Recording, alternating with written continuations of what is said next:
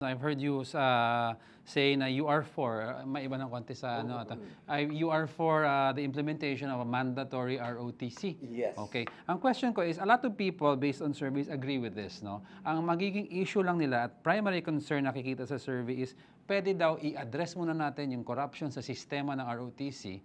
Aside from the deaths na may nangyari, meron daw kasing issues na may corruption in the past. Pwede daw ayusin muna yan muna at yun muna talakayin bago yung actual mandatory na ROTC. Baka pagka ganyan na sinasabi natin, pwede naman pagsabayin yan eh. Alam nyo, sa ngayon na situation, sabi ko nga, when push comes to shove, we should have a robust reserve force. Saan nanggagaling to? Sa ROTC ng core mo eh. Noon, nagkaroon ng problema. Tinanggal nila yan dahil sa hising daw o corruption man. Gusto mong patayin yung daga, sinunog mo yung bahay. Ganun na nangyari eh. So kung ang problema natin dito, ganyan, corruption ba? O sabi nila, na masyado raw na militarize o ano, baguhin natin yung program of instruction. Ipasukan natin yan ng, pwede naman, disaster response, disaster relief operations, and many more, di ba?